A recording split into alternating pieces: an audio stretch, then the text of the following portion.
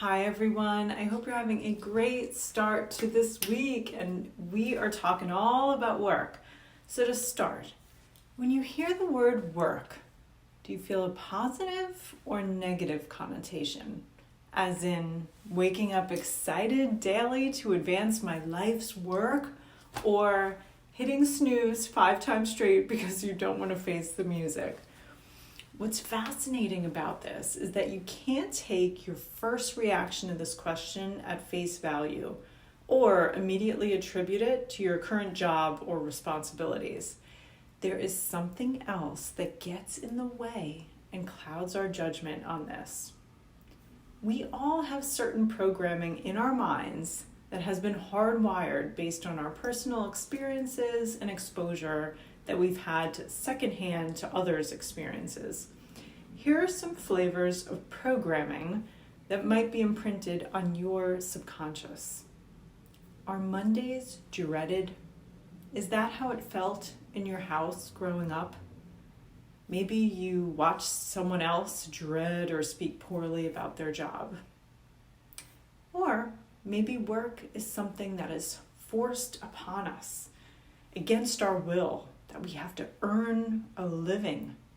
Is work something to do the bare minimum on so that you can live even at the bare minimum? Have you ever tried to game an employer or put in your least effort to somehow get one up on them? Maybe you saw someone else model that for you. Or maybe work is life. Work is your identity. When you meet someone or are asked, "What do you do?" is your go-to response a resume-like career-based answer? Is, "What do you want to be when you grow up?" all about career for you? Maybe others modeled workaholism, if you will, for you. These are some common programming that we have as individuals and often reinforce with each other as a society. Have you ever wished someone a happy Friday? Or have you ever commiserated with someone about Sunday night dread? Beyond how our programming influences peers and vice versa, we are also being watched very closely by our own kids. I know I see my own beliefs and hang-ups about work reflected back to me by looking at and listening to my kids. One has a t-shirt that reads, "Waiting for the weekend." And it always reminds me of that 80s song, "Everybody's working for the weekend," which implies that everyone dreads their weekdays. How did we get here? Is there a premise that we would all be happier curled up in our beds 7 days a week? Or could we all feel like we're thriving while sipping margaritas on a tropical island 7 days a week? As lovely as it sounds, if we look in our heart of hearts, we realize that probably isn't the fulfilling life we are hankering for. Don't believe me? Talk to someone on the verge of retirement.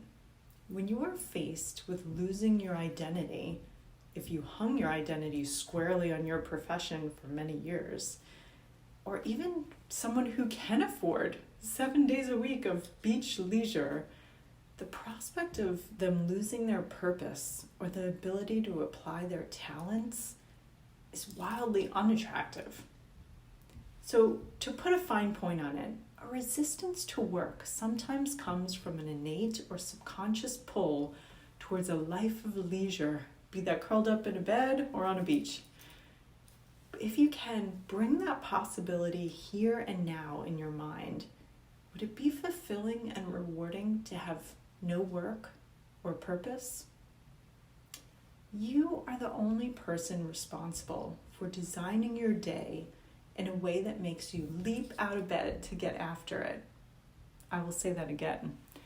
You are the only person responsible for designing your day in a way that makes you leap out of bed to go get after it. Don't wait for an employer or some external force to make your life how you want it. I really encourage you to think deeply about what is it that you want? And how does your work play into that? What kind of work or what approach to work would make it your life's work?